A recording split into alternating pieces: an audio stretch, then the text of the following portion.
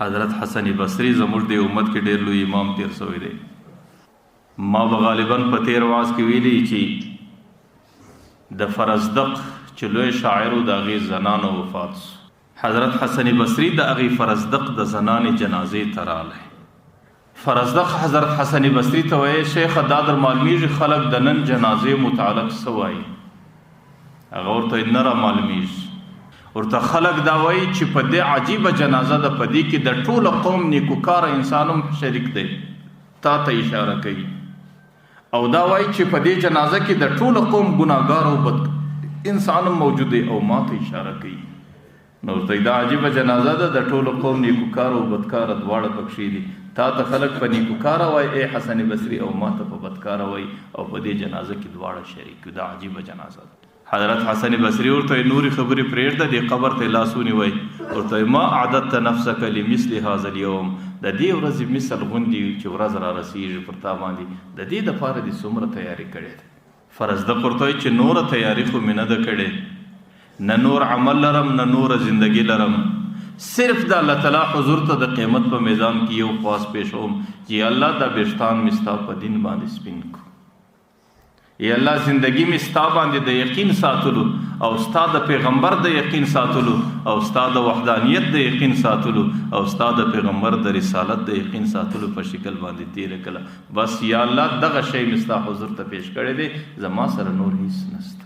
چې کله فرزدق وفات نه یو سړی په خوب کې ویني، ورته الله صدر سره وکړه. وایي چې کله الله تعالی حضور ته پیش کړل نو الله تعالی راټول چې څه دې راوړي دي، مولوي الله هیڅ را سره نشته. وی الله تعالی راټول چې په جنازه کې دې کومه خبره حسن بصري ته کړې وه، هغه خبره یو ورته را مقرره کړه. هغه خبره ما ته یو ځل بیا وکړه. ما ورته ویل چې ما حسن بصري ته ویل که زه الله ودرولم خپل حضور ته او زما سره پوښتنه وکوله، نو زه ورته وایم چې الله زما سره نور هیڅ نشته، صرف په دین کې زندګي را باندې تېره شوه او په دین کې مې 80 کاله عمر تېر کړی او بېشته مې ستا په وحدانیت پر دې عقیده باندې سپین کړی. وی الله تعالی را چې کله مې دا خبره مقرره کړه، الله تعالی را ټول بس د دې یوې خبرې په خاطر زما د طرفه معافي. نو چې کوم څوک په دین کې زندگی تېره کړي او سپین بېشته ته راورسېږي، نو بیا خو د الله تعالی دربار کې ډېر زیات قدر لري. نو زندگی تېرېږي، زندگی فانی ده، زندگی عارضي ده، زندگی ژر ختمېدونکې ده. نن افسوس دا دی چې موږ خپل وس و توان، خپل ورځ و شپه، خپل منډه و ترنډه دا ټولې د دې زندګۍ د اسانۍ دپاره، د دې زندګۍ د عزت دپاره، د دې زندګۍ د راحت دپاره صرف کړې. لیکن ما او تا مسلمانان یو، په خدای قسم زما او ستا زندګي د دې بعد راته ګوري.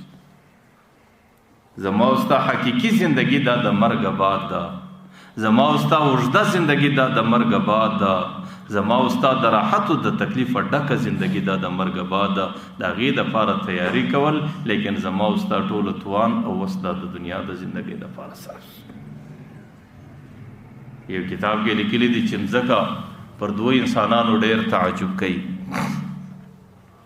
یو هغه انسان دی چې کله نوجوان دی، هره زمانه یې ده چې کله دی کور ته راسي، ماخستن خپلې کمرې ته ورسي او په کمره کې دی پر نرم پالنګ باندې ډېر په راحت باندې پرېږدي.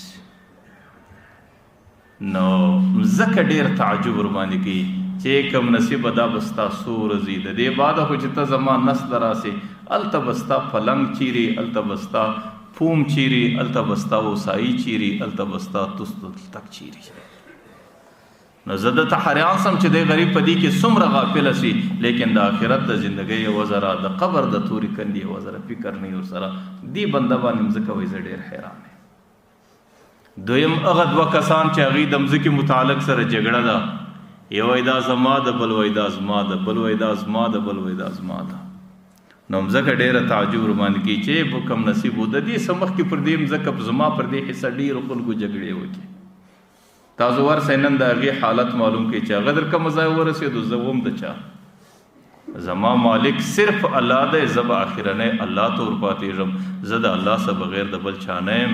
چې تاسو زما پر ملکیت باندې جګړې کوئ، زما په دې ملکیت ستاسو څخه مخکې هم ډېرې جګړې وکړې وسوې، تاسو ورسئ د هغې حالت وګورئ چې نن کومې حد ته رسېدلی دی. نو په دې خاطر د دنیا په زندګي کې د دې دماغ څخه غفلت لرې کول، دا ابدي زندگی نه ده، دا دایمي زندگی نه ده، دا ډیره ژر ختمېدونکې زندگی ده، دا ډیره فانی زندگی ده. او دا چې کله ختمیږي د دې څه وروسته انسان ته ډېر اوږده منازل ګوري. د دغه منازلو د تیاری دپاره دغه چند ورځې مهلت دي چې کوم چاته الله تعالی عقل سلیم ورکړی هغه دې دنیا ته د مهلت او د تیاری په نظر باندې ګوري، او چې د کوم چا په عقل کې خلل و فطوري هغه دې ته د میلو تماشو په نظر باندې ګوري. الله تعالی دې زموږ او ستاسو دماغو کې د آخرت تیاری راولي. الله تعالی دې دا څه مذاکره په خپل دربار کې